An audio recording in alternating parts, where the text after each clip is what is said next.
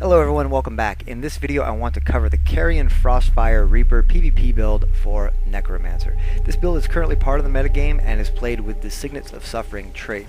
This build can really do a lot of different things very well, from raw damage to condition damage, crowd control support, and boon corruption. So if you're new to the game or playing Necromancer, it can be a lot to take in all at once. So I'm going to show you some variations that remove the boon corruption aspect of the gameplay, which can make it a little easier and more forgiving while you are learning how and when to do everything.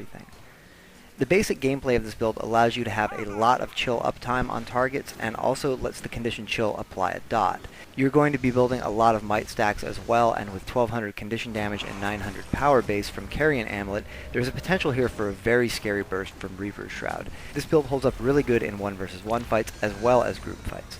You can fight from 3 different ranges, so it's important to recognize and use all of those ranges to your advantage. Your staff is great for opening, building life force, and offers AoE condition damage and control from far. Your Scepter giving you good sustainable single target condition damage from mid distance, and Reaper Shroud allowing you to deal big area of effect damage, chill, and burning from melee range. Depending on which way you build it, you could also have a lot of mobility skills as well. If you do, however, jump right into the corrupting boon aspect of the gameplay, remember when you corrupt stability it turns into fear, and in this build fear also applies chill. Corrupting resistance turns into chill, and might turns into weakness. These are all priorities for boon corrupting. Let's take this time to take a quick look at the full boon to condition conversion chart. It's also a good time here to mention the importance of maintaining poison. This is not just for damage, but also for enemy healing reduction. You can apply poison with Chillblains, and also with your #1 Scepter chain, with the final link being Putrid Curse. Okay, let's take a look at weapons and gear, and then we're going to move through traits, combos, and gameplay. So as I mentioned, you want to play this with the staff and scepter, with your offhand being optional. Warhorn is my favorite offhand and the one I use most of the time. You get a nice interrupt in Wail of Doom, which is great for interrupting active blocking skills and preventing an enemy from using a healing skill when low on health. You also get a speed boost AoE cripple 2 for 1 skill from Locust Swarm, and a really cool thing about Locust Swarm is the AoE cripple will still hit its targets if you are blind. You can also just think of Locust Swarm as a sprint button, and that will allow you to go without a speed boost on your utility bar if you want to do that. Focus is also an option for offhand here, which never seems to be very popular. However, Reaper's Touch has a nice 2 for 1 vulnerability regeneration skill and can definitely be useful. And I personally always use Focus on my Combat Medic Healomancer build, which you can find the video for on this channel if you're interested in playing more of a support healing type Necromancer. With Focus you also get the skill Spinal Shivers, which gives you another source of chill and boon removal. Then there is Dagger, and playing Scepter Dagger, for those of you who played Terramancer Heavy like I did, will probably feel very comfortable with this weapon set. And while Deathly Swarm is really a great ability, I just don't see Offhand Dagger being as good as Warhorn or Focus in general for this particular build. However, it does serve its purpose versus melee heavy teams because of the AoE skill Enfeebling Blood. So keep a dagger in your backpack just in case. For sigils, I always take energy on both weapon sets. Having the extra dodge roll is really big in PvP. For your other sigils, Geomancy is always a good option in condition builds because bleed stacks can be a big part of your overall DPS, and bleeding does stack in intensity. This particular build is not quite as reliant on bleed stacks as others though, and when you are learning it, it can become easy to neglect your bleed stacks, so really you can look at other options here if you want. If you are having trouble maintaining chill, Hydromancy and Ice are good options.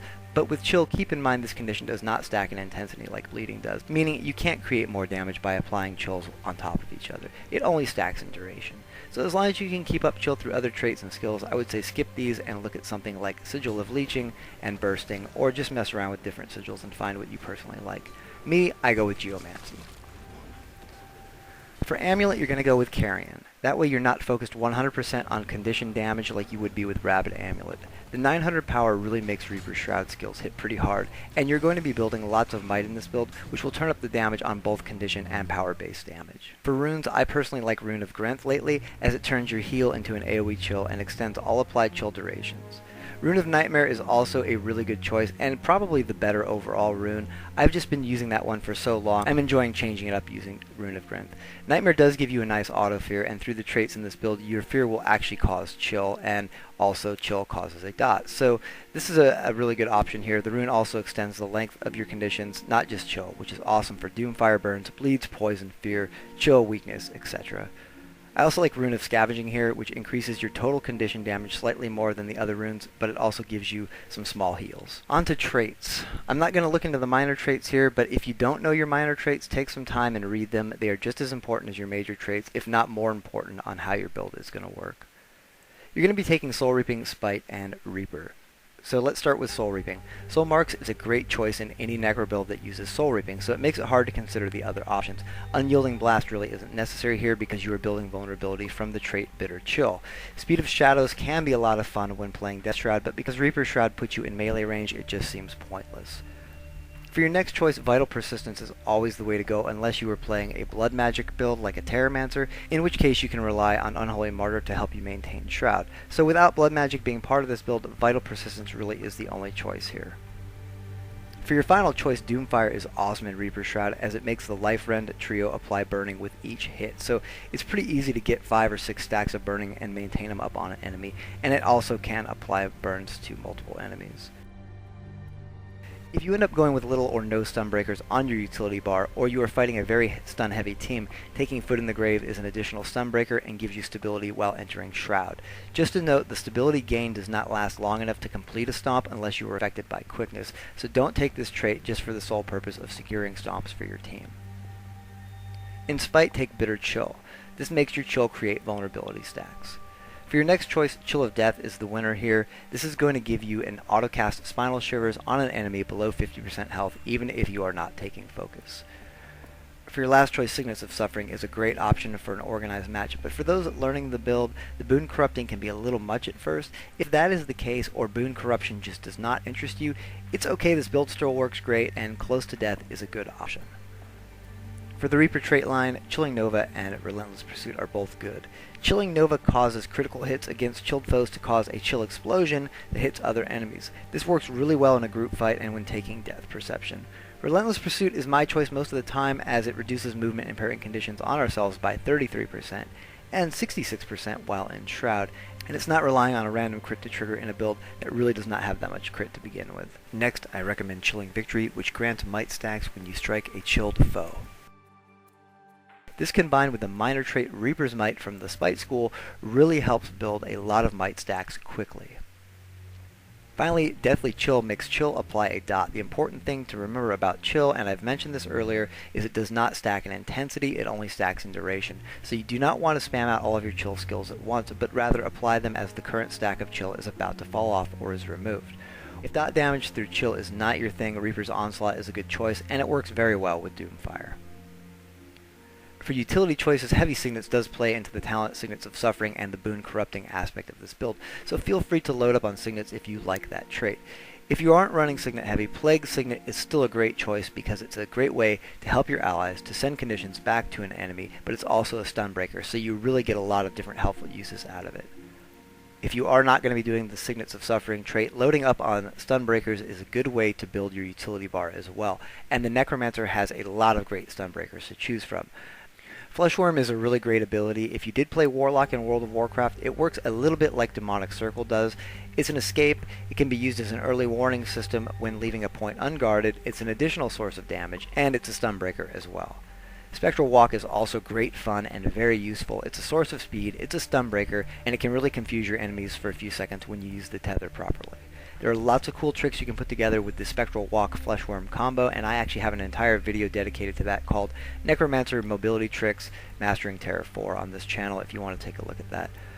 I also really like 3 of the 4 Reaper shouts for this build. You Are All Weaklings is a nice way to make up for Enfeebling Blood if you're not taking Dagger, and it is also a stun breaker.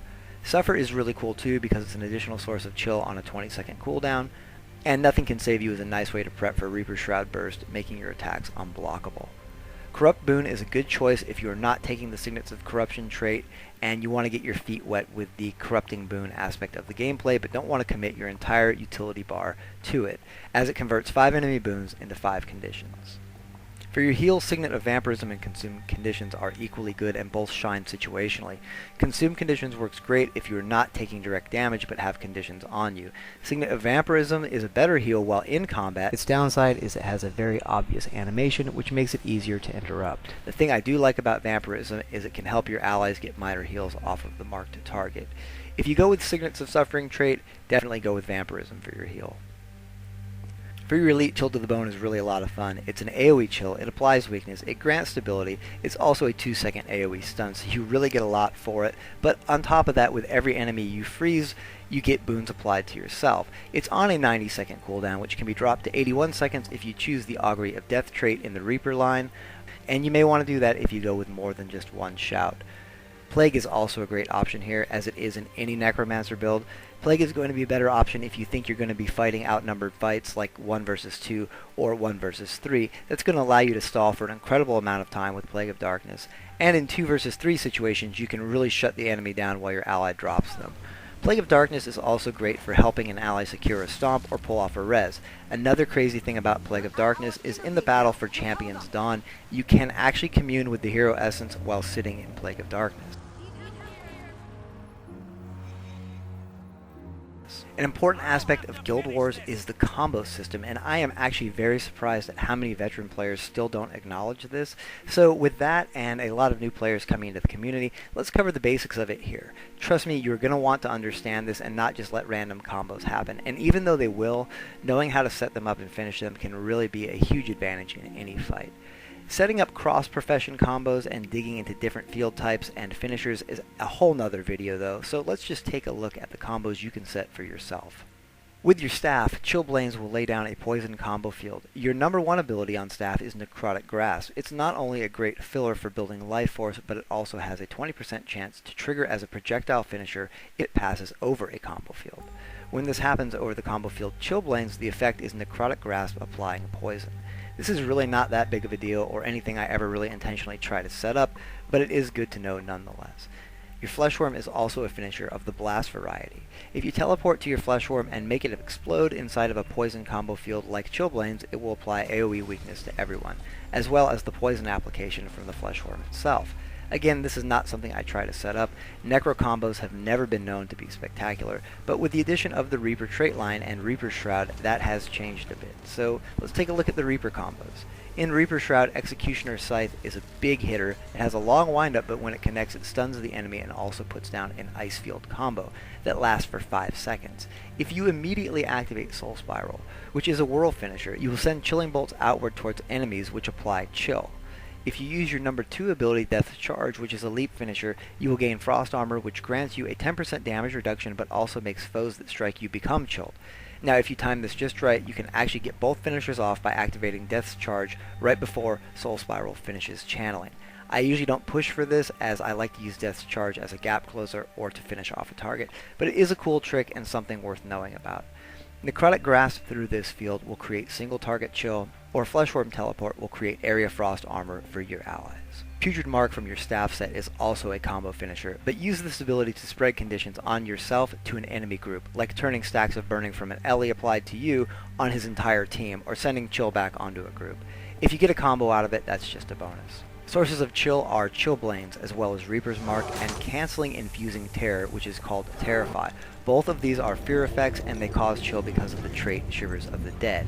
If you go with Chill to the Bone for your elite, you also have another source of chill there, and in Reaper Shroud, Executioner's Scythe also creates an area of effect chill. If you feel like your chill uptime is not what you want it to be, go ahead with Sigil of Hydromancy or Sigil of Ice over Geomancy, and consider taking Rune of Grenth.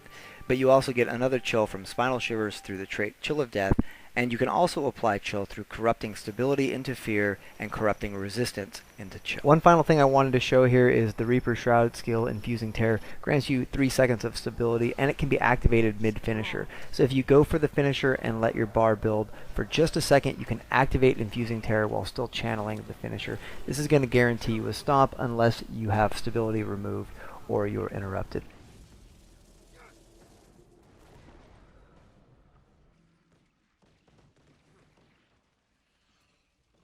And I just have one more final trick I want to show you all. If you cast Chill to the Bone and then activate your Fleshworm Teleport, teleporting will not cancel the channeling of the shout, so you can imagine the potential for this. So that is the walkthrough on the setup and basics of the FrostFire Reaper, as well as a few tricks and tactics thrown in. I'm going to close this video with some gameplay highlights. As always, thanks for watching.